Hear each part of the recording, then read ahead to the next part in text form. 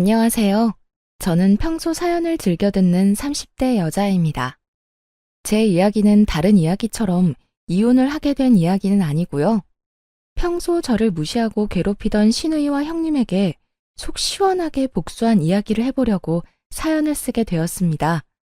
도대체 시누이와 형님에게 무슨 일을 어떻게 당했길래 두 사람에게 복수를 하게 되었는지 한번 들어보실래요? 남편과 전 결혼한 지 2년이 된 부부였어요. 남편에겐 형과 누나가 있었는데 시숙은 장가를 갔고 시누이는 아직 시집을 안 간 상태였죠. 처음 결혼을 했을 땐 시누이와 형님의 사이가 썩 좋아 보이지 않았는데 곁에서 지켜보는 제가 긴장이 될 정도로 둘 다 서로에게 지려고 하지 않더라고요. 옳게. 사람을 봤으면 인사를 해야 할 거 아니야? 아까 인사했는데 형님이 못 들으셨나 보네요. 내가 대답이 없으면 앞에 와서 눈을 마주치고 다시 인사를 해야 할 거 아니야. 굳이 그렇게까지 해야 한다고요? 그냥 형님이 진작 인사를 잘 들으셨으면 됐잖아요. 바로 뒤에서 인사했는데 그걸 못 들었으면 형님이 일부러 안 들으려고 노력한 거 아닌가요? 아니 옳게. 무슨 말을 그렇게 해? 내가 옳게 트집이나 잡으려고 일부러 인사를 안 받기라도 했다는 거야? 그렇잖아요. 제가 이 집에 살금살금 기어들어온 것도 아니고 문 여닫고 저 왔다고 어머님께도 인사드리고 동서한테도 인사하고 그러고 나서 형님께도 인사드렸는데 그걸 못 들었다고 이렇게 트집을 잡으시니 당연히 일부러 그랬다는 생각이 들지 않겠어요? 난 정말 못 들었다니까. 옳게는 꼭 이러더라. 사람을 이상하게 몰고 가서 나만 잘못한 것처럼 만들고 이렇게 상황 몰고 가면 통쾌해? 막 신나 죽겠어? 제가 상황을 그렇게 만드는 게 아니라 형님이 상황을 그렇게 만드는 거겠죠.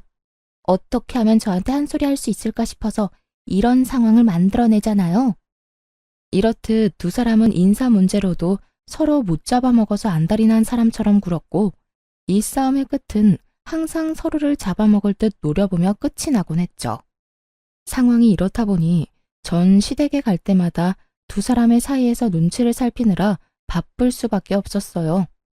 그러던 어느 날 시댁에 가져다 줄 것이 있어서 시댁에 가게 되었는데 시누이와 형님이 집에 있는 것이 아니겠어요?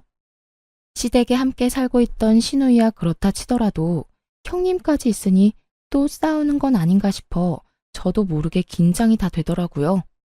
두 사람의 눈치를 살피고 있으니 아니나 다를까 티격태격한다 싶더니 결국 또 언성을 높이며 싸우기 시작했어요.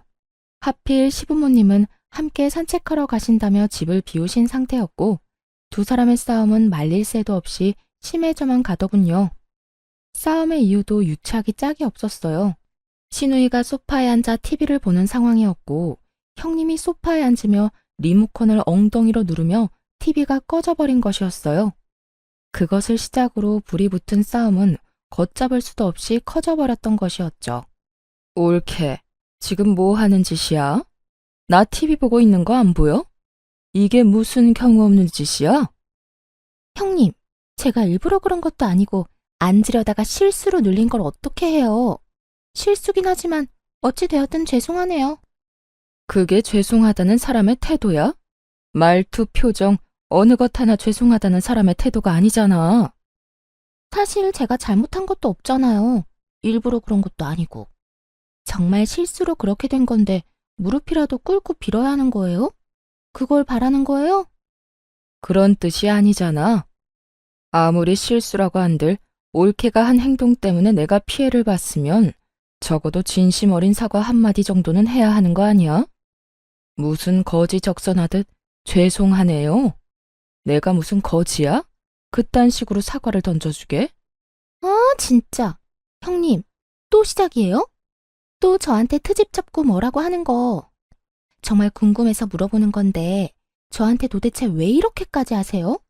왜 저만 보면 못 잡아먹어서 안달이냐고요? 내가 진짜 기가 막혀서? 내가 또 언제 올케를 못 잡아먹어서 안달이었다고 이러는 거야? 시누이는 화가 머리끝까지 난 듯 보였고 형님 역시 별반 다르지 않아 보이더군요. 이 일을 어떻게 해야 하나 눈치만 살피고 있는데 시누이가 저를 보더니 갑자기 잘잘못을 가려달라고 우겨대기 시작했어요. 작은 올케, 올케가 말해봐봐. 지금 이 상황 내가 과하다고 생각해? 아니지. 지금은 큰 올케가 잘못된 행동 맞잖아. 시누이는 대답을 강요하듯 물어오고 있었고 그 상황을 지켜보던 형님도 저에게 본인 편을 들어달라는 뉘앙스로 말하기 시작하더군요. 그래, 동서가 말해봐봐. 처음부터 다 지켜봤으니까 잘 알겠네. 내가 지금 TV를 일부러 껐어? 아니잖아. 나도 모르게 눌려서 꺼진 거 다 봤잖아. 다 실수인데 내가 고개 숙여 사과까지 해야 한다고 생각해? 그리고 형님이 매번 나한테 온갖 트집 잡아서 시비 거는 거 동서도 다 봤잖아. 뭐라고 말 좀 해봐. 양쪽에선 서로 본인의 편을 들어달라 난리였고 전 이러지도 저러지도 못하고 우물쭈물 눈치만 살피고 있었어요. 여기에서 입을 잘못 열었다간 앞으로가 상상 그 이상으로 피곤해질 거란 걸 누구보다 더 잘 알고 있기 때문이었죠. 그렇게 두 사람의 닥달에도 아무 말도 못하고 있는 사이 타이밍 좋게 시부모님이 시댁으로 돌아오셨고 전 재빠르게 시댁을 빠져나올 수 있었어요. 그렇게 큰 고비를 넘겼다 싶었는데 그게 아니더라고요.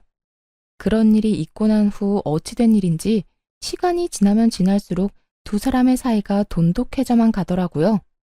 두 사람의 사이가 좋아지는 건 문제가 될 일이 전혀 아니었지만 두 사람의 사이가 좋아지며 저를 노골적으로 따돌리며 괴롭히는 것이 문제가 되었어요.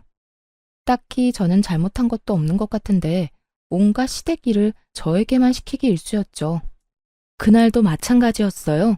특별한 날도 아닌데 시누이가 급하다며 온 연락에 불이 나게 시댁으로 가게 되었고 시댁에 들어서니 시부모님들은 없고 시누이와 형님이 하하호호 이야기를 나누고 있더라고요.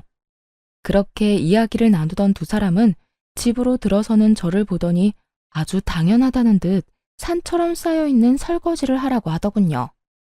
어? 동서 왔어? 잘 왔다. 일단 주방에 가서 설거지 좀 할래? 오늘 형님이랑 이것저것 해먹었더니 설거지가 산처럼 쌓였네. 보다시피 형님하고 나하고 오늘 네일을 새로 받아서 말이야.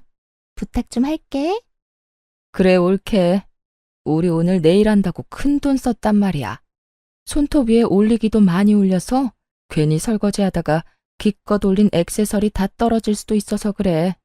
그러니까 옳게가 수고 좀 해. 알겠지? 장단이 잘 맞는 두 사람은 손을 들어 보이며 저에게 설거지를 하라고 하더군요. 전 너무 어이가 없어 그런 두 사람을 보며 이렇게 말했어요. 지금 저한테 설거지나 하라고 급하게 오라고 한 거였어요? 두 사람이 내일 한 건 알겠는데 왜 제가 이 설거지를 해야 해요? 여긴 제 집도 아니고 저것도 제가 먹고 치운 접시도 아닌데요. 전 어느 정도 화가 올라온 상태였고 그랬기에 제 말투도 곱게 나가진 않았죠. 하지만 두 사람은 제가 기분이 나쁘든 말든 상관도 없다는 듯 코웃음을 치며 더욱 가관인 말을 뱉어내기 시작하더군요. 옳게. 일도 안 하고 집에서 놀기만 하면 살만 찐다. 그렇게 되면 내 동생이 옳게를 지금처럼 사랑해 주겠어? 이게 다 옳게 생각해서 하라는 거야. 운동도 되고 얼마나 좋아? 그래, 동서. 내가 아버님, 어머님 오시면 동서가 와서 설거지 다 해줬다고 꼭 말할게. 그러면 점수도 딸 수 있잖아. 여러모로 다 동서한테 좋은 일인데 왜 그렇게 화를 내고 그래? 그리고 보다시피 우리가 네일을 받아서 하고 싶어도 못하는 상황이라니까. 기가 막히고 코가 막히는 노릇이었죠. 저만 집에서 노는 것이 아니라 형님도 결혼을 하며 집에서 놀고 있었고 시누이 역시 얼마 전 회사를 때려치우고 시댁에 얹혀 살며 놀고 있으면서 저에게 저딴 말이나 하고 있으니 그저 열불이 나는 상황이었죠. 보란듯이 반짝이는 손가락을 흔들어대는 두 사람을 보며 면전에다 침이라도 한껏 뱉어주고 싶은 심정이었어요. 누군 네일을 안 해본 것도 아니고 붙인 것이 많아 신경이 쓰이면 고무장갑을 끼면 되는 일 아닌가요? 더는 참고 인내하며 사이좋게 지낼 마음이 사라져버렸고 그대로 주방에서 고무장갑을 가지고 와 두 사람에게 한 짝씩 나누어주며 이렇게 말했습니다. 그렇게 네일한 게 신경 쓰이면 이 고무장갑 한 짝씩 끼고 사이좋게 하세요. 그러면 다 해결되지 않겠어요? 뭐야? 옳게. 지금 손윗 사람한테 이게 뭐 하는 짓이야? 우리가 엄연히 동서보다 집안 서열이 높은데 우리가 하라고 하면 해야 할 것 아니야?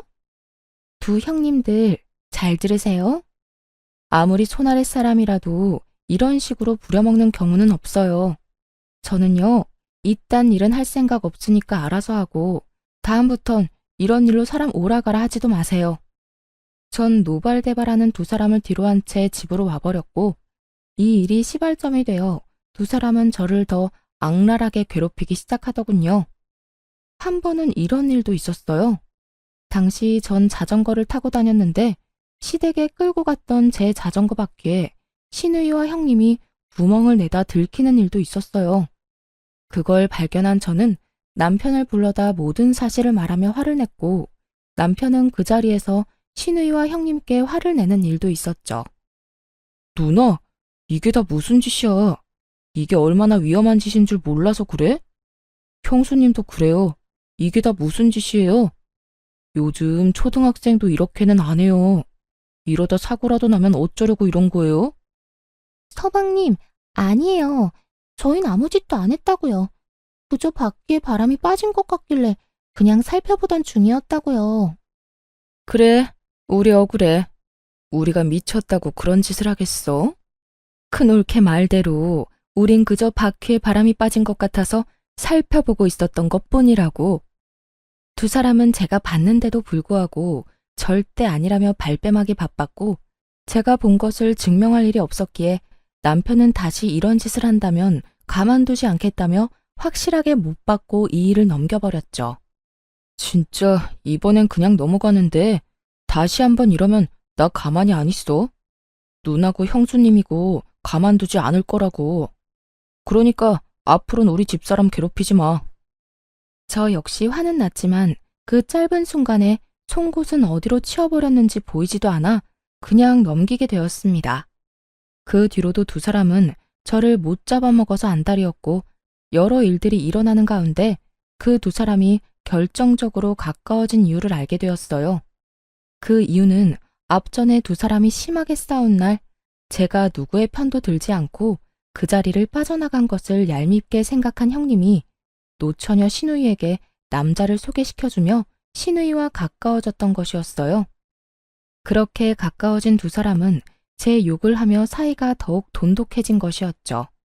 거기에다 시누이에게 형님 친정 부모님의 회사에 낙하산으로 취직 자리까지 알아봐 준다고 하는 바람에 시누이는 그저 형님 바라기가 되었던 상황이 돼버린 것이었어요. 당시 저희 부모님도 사업을 하고 있었던 터라 가만히 있던 저와 더 비교가 돼버리며 그 괴롭힘은 정말 더욱 치사해지더군요. 그러던 어느 날 시누이가 결국 형님의 친정회사에 입사를 하게 되었다는 소식과 함께 형님 역시 그 회사에 일을 하게 되었다는 소식을 듣게 되었어요. 그 후 두 사람은 돈 버는 유세를 다른 사람도 아닌 저에게 부리기 시작하더군요. 옳게. 옳게는 나이도 젊은데 언제까지 집에서 쉴 거야? 옳게도 친정에 부탁 좀 해서 일이라도 해. 옳게 친정 회사는 정은이네처럼 크게 운영하는 건 아닌가 봐. 정은이네 회사는 직원이 20명 가까이 되는 것 같던데. 에이, 형님. 저희 아빠 회사도 큰 편 아니에요. 직원 수도 많지도 않고요. 그저 회사가 튼튼해서 망할 리 없다는 게 장점이죠. 자고 일어나면 줄줄이 망하는 요즘 같은 때 그 정도면 대단한 거지. 그렇지 않아, 옳게? 아, 네? 네, 그렇네요. 20명이면 대단한 거죠. 두 분 다 일하시느라 피곤하시겠어요. 이런 일은 처음이라 좀 힘들긴 한데 정은이가 워낙 날 편하게 해줘. 아, 옳게는 모르겠구나. 정은이가 우리 부서 팀장으로 들어왔거든. 그 덕에 나는 편하게 회사 생활하지. 아, 정은아, 그러지 말고 네 손아래 동서도 일자리 좀 알아봐줘. 회사에 청소할 사람은 안 필요해? 신우이의 말을 듣고 있는데 정말 치가 다 떨리더라고요. 청소부라는 일을 무시하는 것이 아니라 신우이가 말하는 투가 딱 저를 한껏 무시하는 것이 느껴져 정말 참을 수가 없었어요. 그리고 시시덕거리며 말하던 신우이에게 형님의 대답은 더욱더 가관이었죠.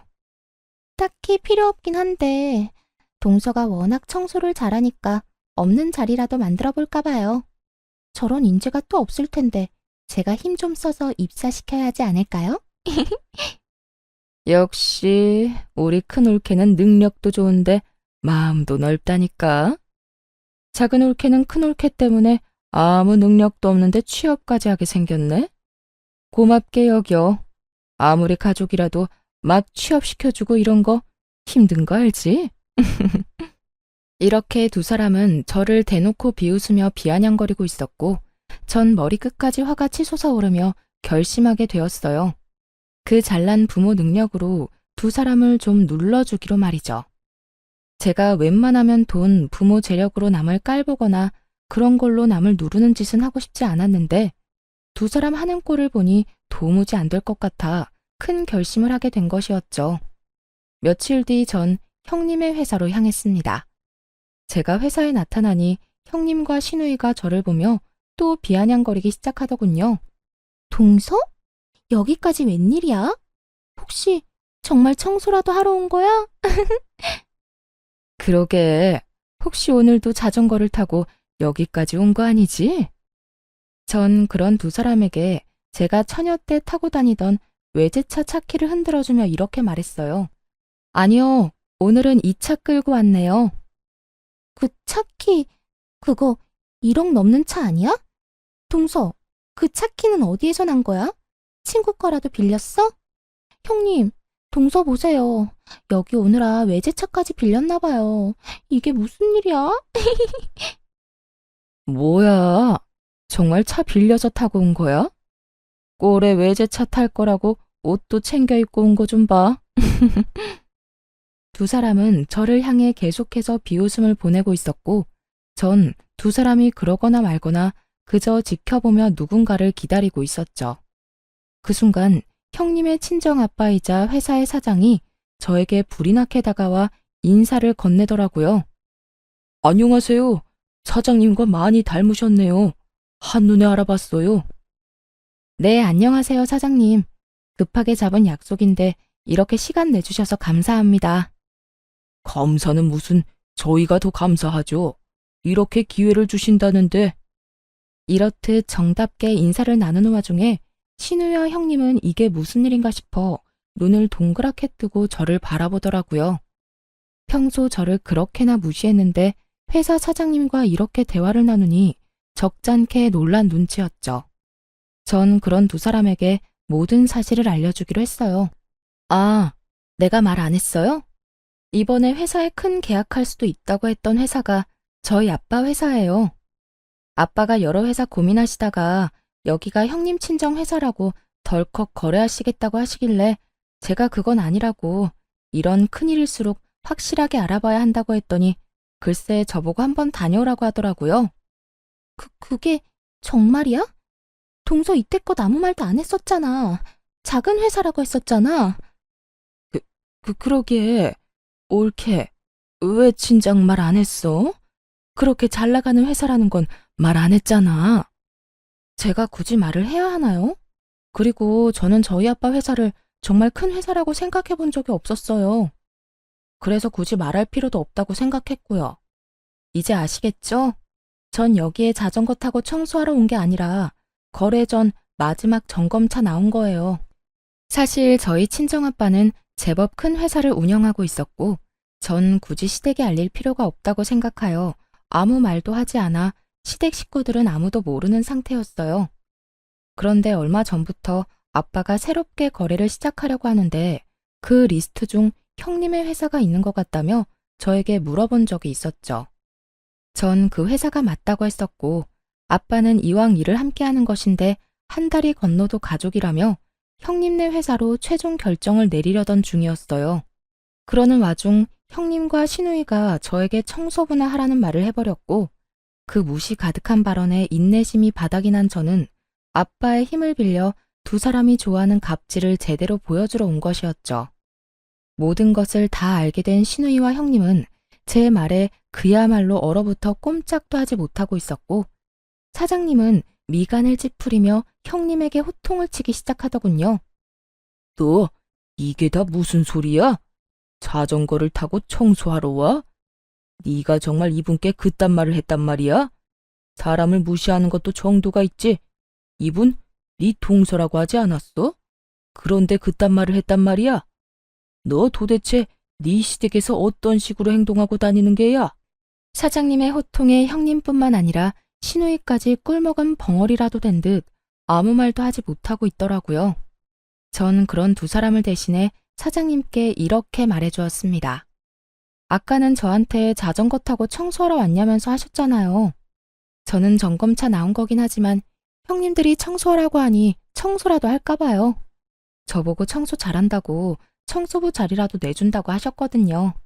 사장님 따님이자 제 형님이 말이에요. 어떻게 할까요? 저 지금 청소라도 하면 될까요, 사장님? 제 말에 형님의 아빠는 목부터 얼굴까지 빨갛게 달아오른 모습으로 고함을 지르며 저에게 사과를 하라고 했고, 형님은 악다구니를 쓰며 싫다고 하더군요. 너 당장 사과드리지 못해? 이게 무슨 망신이야? 아무리 생각이 없다고 해도 사람을 그렇게 무시하는 게 어디 있어? 그것도 이렇게 중요한 분을. 뭐? 사과? 내가 왜요? 내가 뭘 잘못했다고 사과까지 해요?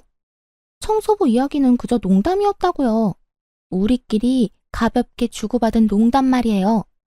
그리고 내가 손윗 사람인데 어떻게 손아랫 사람한테 사과해요? 전 절대 싫어요. 윗사람이면 윗사람답게 굴었어야지. 하는 행실은 어린애보다 못한 짓거리를 해놓고 윗사람 대접은 받고 싶은 게야? 너 진짜 당장 사과 못해? 너 때문에 회사 문 닫는 꼴을 기어코 봐야 사과를 할 테야.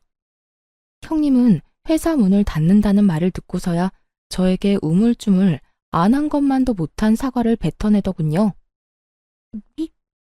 미안해. 이걸 사과라고 하는 것인지 그저 웃음만 나더라고요. 전 형님의 사과 앞에 비웃음을 날려주며 말했어요. 아니요, 됐어요. 전 그딴 진심이라고는 없는 사과 받고 싶진 않네요. 그것도 사과라고 하는 건지 도대체 알 수가 없네요. 이번엔 형님의 얼굴이 빨갛게 달아오르고 있었고, 형님의 아빠인 사장님은 제 눈치를 살핀다 싶더니 형님에게 이렇게 말하더군요. 네 입으로 지은 죄, 네 몸으로 갚아. 앞으로 한 달 동안 우리 회사 말고 저쪽 회사로 가서 계단 청소라도 해서 용서를 구해. 뭐라고요? 나한테 지금 청소를 하라고 한 거예요? 그것도 동선의 회사 계단 청소를요? 그래, 여기 너 말고 잘못한 사람이 또 있어? 왜 저한테만 그러세요? 청소 이야기는 형님도 같이 했다고요. 자전거 타고 왔냐고 비아냥거린 것도 마찬가지고요. 옳게. 굳이 나까지 끌고 가야겠어? 혼자서 다녀와도 되잖아. 억울해서 그러죠. 하기는 같이 했는데 왜 저만 이 꼴을 당해야 하냐고요. 형님도 같이 가서 같이 계단 청소해요. 옳게. 정말 이럴 거야? 왜요? 내가 틀린 말 했어요? 입으로 같이 지은 죄 같이 갚아야 할 것 아니에요. 형님의 물귀신 작전 때문에 시누이까지 꼼짝없이 저희 회사로 출퇴근하며 계단 청소를 하게 되었고, 한 달 동안 두 사람은 저희 회사 곳곳을 다니며 청소를 해주었어요. 그렇게 마지막 날이 되었고, 두 사람은 일이 끝나자마자 저희 집으로 득달같이 찾아왔더군요. 두 사람은 오는 길에 싸우기라도 한 듯 사이가 좋지 않아 보였는데 저희 집에 들어오면서도 싸우고 있더라고요. 옳게. 진짜 너무하는 거 알아? 어차피 피할 수 없는 청소 혼자 했으면 됐지. 꼭 거기에서 나까지 끌어들여야 했어. 이게 뭐야? 온몸에 땀 냄새에 손에 주부습진 오기 직전이라고. 내가 뭐 틀린 말 했어요? 형님도 동서 괴롭힌 거 맞잖아요. 난 그저 동서가 얄밉다고 한 것뿐인데 신나서 동서 괴롭히기 시작한 건 형님이잖아요. 그럴 땐 언제고 청소는 나 혼자 하라고요? 내가 왜요? 청소를 빠져야 할 사람은 형님이 아니라 저였다고요. 뭐? 너 진짜 말 다 했어? 그래, 말 다 했다. 어쩔 건데 어쩔 거냐고. 감정이 극에 달해버린 두 사람은 반말까지 하며 싸우기 시작했고 결국 폭발해버린 신우이가 형님의 머리를 향해 손을 뻗으며 더 큰 싸움이 시작되었어요. 전 그런 두 사람의 치열한 싸움을 말릴 생각도 없이 지켜보다 집으로 시부모님과 시숙을 불러버렸어요. 얼마 지나지 않아 화가 머리끝까지 난 시부모님이 집으로 들어왔고 한바탕 소란을 일으키고 있는 두 사람을 본 시부가 호통을 치기 시작했어요. 이게 다 무슨 일이야? 둘 다 그만두지 못해? 시부의 호통에 두 사람은 싸움을 멈추는가 싶더니 반성은커녕 서로 잘못한 것에 대해 이르기 바쁘더군요. 아빠, 올케 좀 혼내줘요. 올케가 먼저 작은 올케 얄밉다면서 괴롭히자고 했다고요. 난 그저 올케가 시키는 대로 한 것뿐이야. 나한테 일자리도 소개시켜주고 남자도 소개해주면서 시키는데 내가 어쩌겠어? 시키는 대로 하는 수밖에. 아니요, 아버님. 형님이 먼저 저희가 싸우는데 동서가 아무런 행동도 하지 않고 자리 피해버린 게 괘씸하다고 괴롭히자고 했다고요. 그리고 남자 소개해준 건 형님이 계속 외롭다고 해서 해준 거고, 일자리도 형님이 계속 마땅한 일자리가 없다고 해서 저희 아빠 회사에 취업시켜준 거라고요. 내가 언제 그랬어? 올케가 먼저 일자리하고 남자 이야기 꺼내면서 내 기분 맞춰주면서 작은 올케 너무 얄밉지 않냐고 말 꺼냈잖아. 난 거기에 장단 맞춰준 것뿐이고. 장단만 맞춘 사람이 송곳까지 챙겨서 동서 자전거 바퀴에 구멍을 뚫어요? 그 장단 2번 맞췄다간 아주 큰일 나겠어요. 뭐야? 그건 올케가 자전거 타고 다니는 꼴도 얄밉다면서 자전거를 확 버려버리면 어떻겠냐고 하니까 그랬던 거지. 그리고 작은 올케한테 구멍 뚫다가 들키니까 송곳 버린 사람이 누군데? 내 손에서 재빠르게 송곳 뺏어서 차 밑으로 던진 사람은 올케였잖아. 그게 다 형님이 동서는 가진 것도 없으면서 잘난 척한다고 얄밉다고 해서 시작된 일이잖아요. 올케야말로 쥐뿔도 없는 작은 올케 괴롭혀주고 싶다고 했잖아. 못 사는 집에서 자란 주제에 콧대만 높다고 해놓고. 두 사람은 서로의 잘못을 이르는 것에 정신이 팔려 자신들이 한 짓을 스스로 고하고 있었고 때마침 도착한 시숙이 심각한 얼굴로 이 모든 것을 듣고 있었죠. 시숙과 시부모님의 낯빛은 실시간으로 어두워지고 있었고 이러한 사실을 전혀 알지 못하는 두 사람은 마주보고 서로 얼굴에 침 뱉기를 이어가고 있더군요. 차마 눈뜨고는 보기 힘들 광경에 시부는 다시 호통을 치기 시작했어요. 그만하지 못해? 얼마나 더 못난 꼴을 보일 작정이야? 너희 잘못은 너희가 다 말해서 잘 알겠고, 말하는 꼴을 보니 스스로도 잘 알고 있는 것 같구나. 그만큼 잘못을 했으면서도 여기 와서 이딴 꼴이나 보이고 있으니. 아빠, 그게 아니라요. 전 진짜 잘못이 없다고요. 아버님, 저도 잘못한 거 없어요. 이게 다 형님 때문이라고요. 둘 다 그 입 다물지 못해? 조용하고 당장 무릎 꿇고 빌어. 얼른! 시부는 결국 두 사람에게 무릎을 꿇고 빌라고 했고 두 사람은 여전히 반성이란 모르는 사람처럼 왜 그렇게까지 해야 하냐고 따지고 들더군요. 싫어요. 내가 왜 무릎까지 꿇어요? 내가 뭘 잘못했다고. 그래요, 아버님. 저희 반성의 의미로 오늘까지 동선의 회사에 청소까지 해주고 왔다고요. 그런데 무릎까지 꿇으라고요? 싫어요. 아직도 이유를 모른다 이 말인 거지? 그래, 좋다. 큰 며느리는 네 남편이 알아서 할 테니 나는 더는 입댈 것도 없을 것 같고 너는 오늘부터 집에서 나가거라. 난 너같이 생각도 없고 반성도 할 줄 모르는 딸은 필요 없다. 시부는 반성이란 모르는 시누이에게 집에서 나가라고 선포해버렸고 시누이는 이런 시부의 말을 받아들일 수 없다는 듯 시부에게 대들기 시작했어요. 내가 왜 나가야 하는데요? 아빠는 왜 맨날 내 편을 안 들고 작은 올케 편만 들어요? 내가 다 아니라고 하잖아. 다 큰 올케가 시켜서 그런 거라고 하잖아.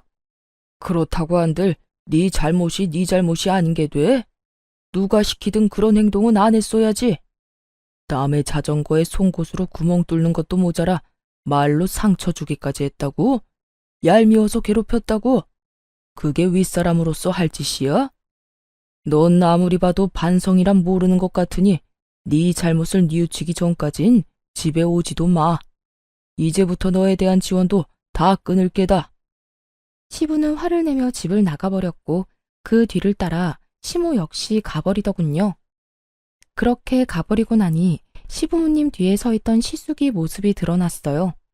시숙의 잔뜩 화가 난 모습이 보이자 형님은 눈을 동그랗게 뜨고 그저 시숙을 바라보고만 있더라고요.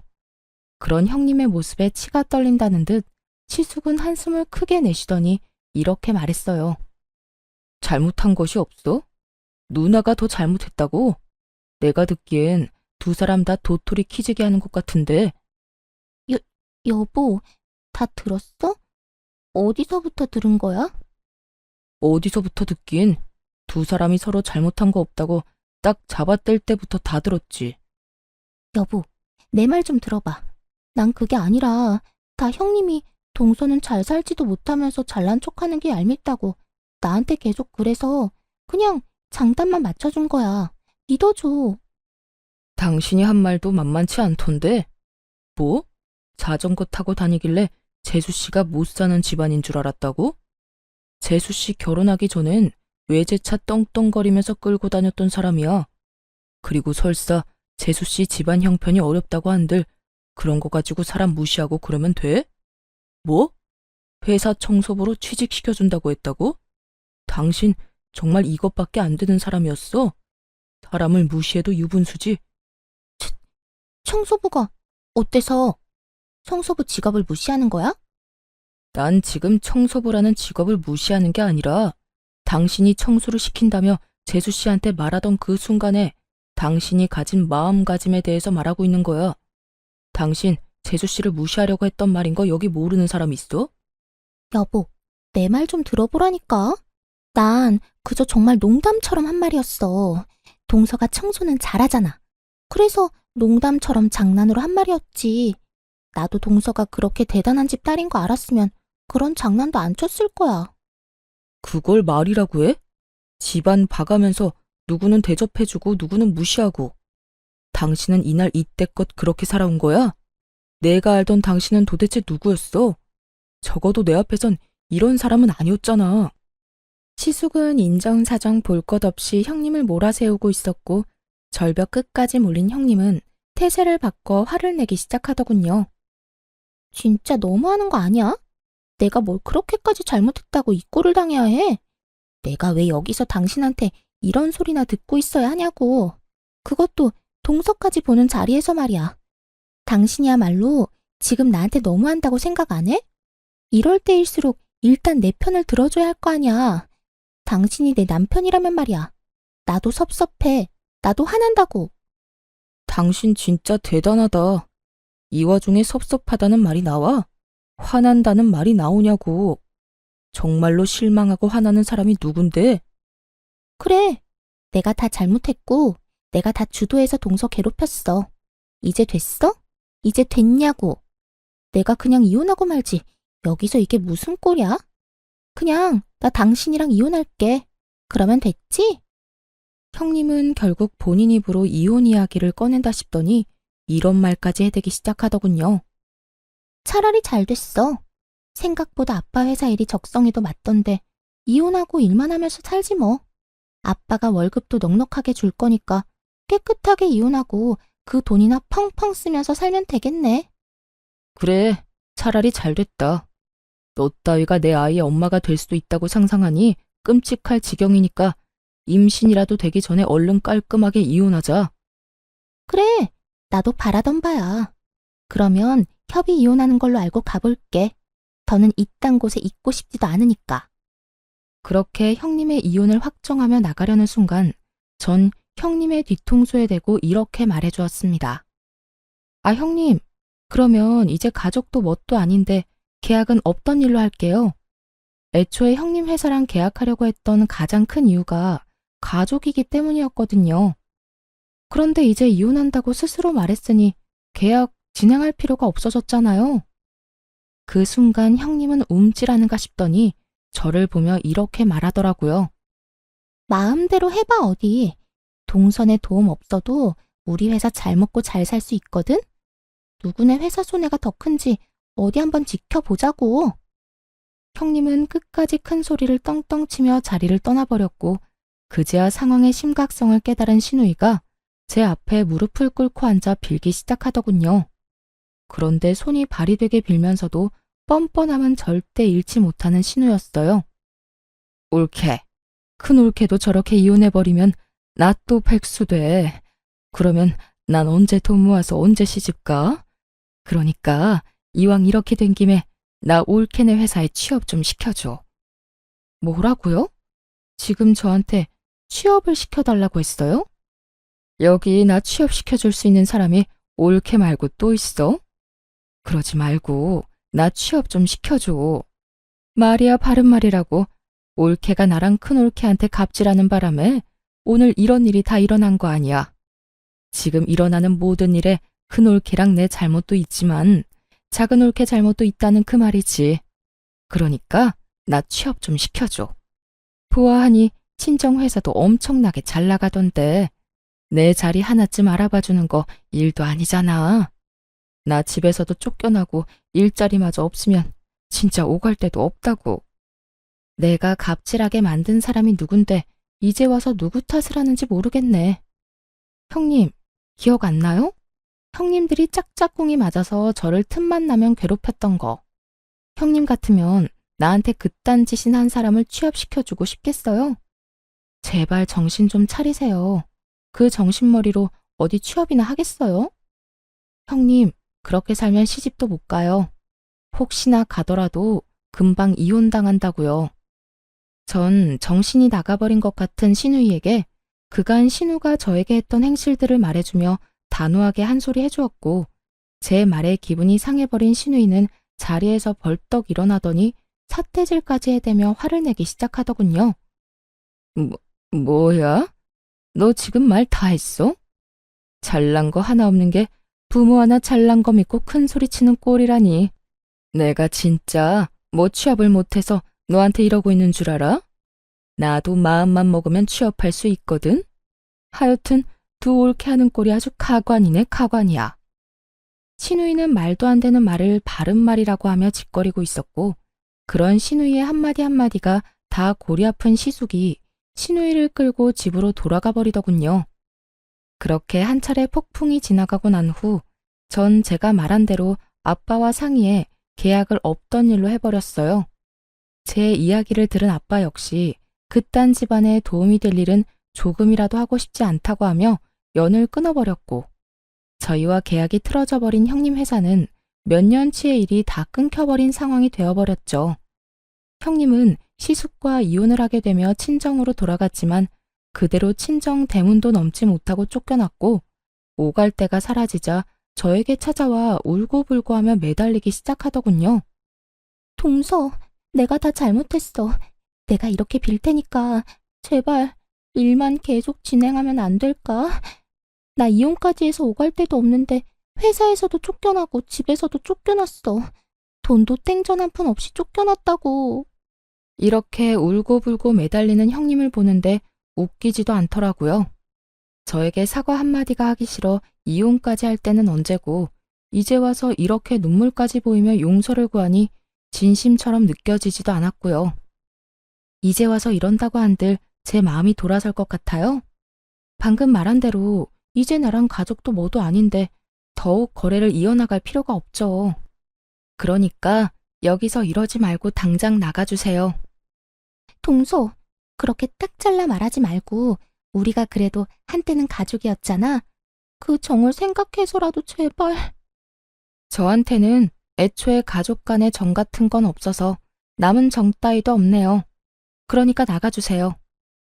형님은 이러한 제 말에도 꿈쩍도 하지 않고 계속 눈물을 흘리며 빌고 있었고, 그런 형님의 모습에 참고 또 참던 남편이 폭발해 한마디 하기 시작했어요. 내가 웬만하면 집사람이 아무 말도 하지 말라고 해서 참으려고 했는데 도저히 참을 수가 없네요. 그쪽이 내 와이프한테 한 짓이 있는데 이제 와서 이런다고 뭐가 달라집니까? 양심이란 게 없어요. 도대체 얼마나 얼굴에 철판을 깔았으면 부끄러운 줄도 모르고 여기 와서 눈물을 흘리고 있어요?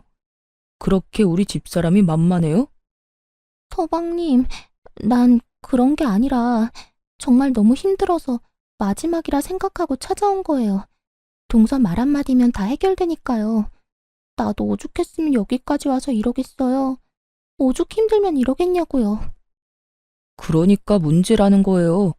진심으로 반성해서 찾아왔다고 해도 욕이 나오려고 하는데 본인 힘들다고 부탁이나 하려고 찾아왔다고요? 참나, 기가 막히네요, 정말. 내가 경고하는데 다신 찾아오지 마세요. 다시 찾아오면 내가 진짜 가만히 있지 않을 겁니다. 서방님, 저 진짜 반성도 하고 있어요. 정말이라고요. 그러니까 동서 좀 설득해 주세요. 누구 보고 계속 서방님이라고 하는 겁니까? 이제 우리 아무 사이도 아닌 거 잊었어요? 이 자리에서 이혼하자고 큰소리 친 사람이 그걸 잊었을 리 없을 텐데요. 어찌되었든 당장 나가주세요. 경찰 부르기 전에 나가라고요. 남편은 형님에게 호통을 치며 매몰차게 쫓아내버렸고 그 후론 더는 찾아오는 일은 없었어요.